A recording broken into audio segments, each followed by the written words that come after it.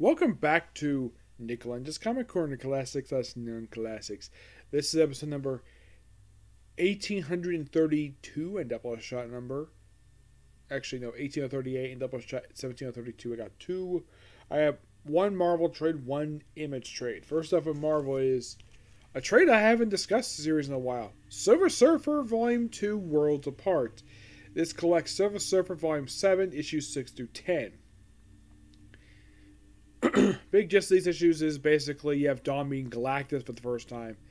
And also apparently she had no idea about him being Harold Galactus. And of course, the comes place called New Haven. And of course also Galactus finds a place.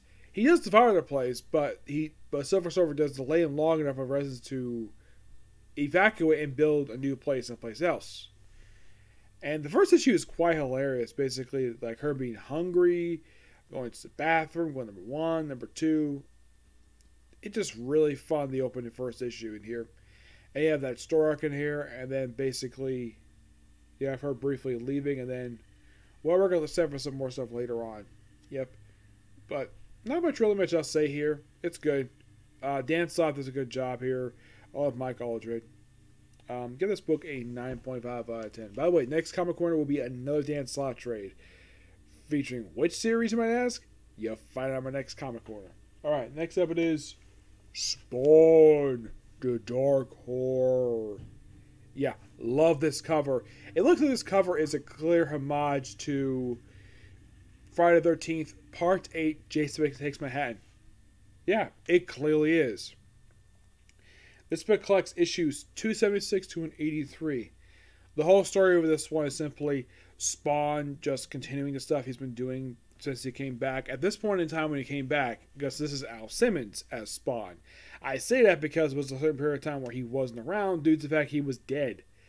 And they replaced him with Jim Downing, which, yeah, and now since he's back here. This is before the record-breaking stuff, basically him to spin off. So this came out roughly just a couple years ago. Yeah, came out 3 years ago, these issues. The writing team, the creative team of this book are Tom McFarlane, Jason Sean Alexander, and George Savage, with artwork on issue 283 done by Simon Korotsky. The cover art here is done by Francisco Mattia. Yep. Mostly, you can say of this one, it's like Spawn go to Tokyo and come back to New York. But not really much else here, per se. It's just that basically we have a lot of Spawn stuff going here, and typical Tom McFarlane stuff, basically with the three talking heads. I mean, it's a regular Spawn comic book, basically done in regular in recent times, and it just feels really good. And it's technically the first time Jason Sean Alexander does the co-writing in here. Yeah, and there's still going to be about one more trade. I do have one other Spawn trade in my stack here, but that would collect issues before the record-breaking storyline. And you probably think, okay, what about the issues 284, 290? That probably done another review when it gets to on the trade itself. This a lot of comics I got hands in this particular one just recently. And I figured out I love Spawn. I pick it up. And it's really good interior artwork here. But the one thing about this book I should point out, though, there is a lot of nudity in here. Okay, Dad, there's a lot of nudity in here.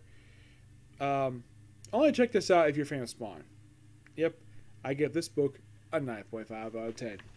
Though, for adults only, because there's nudity in the book. Okay, so that's it for review.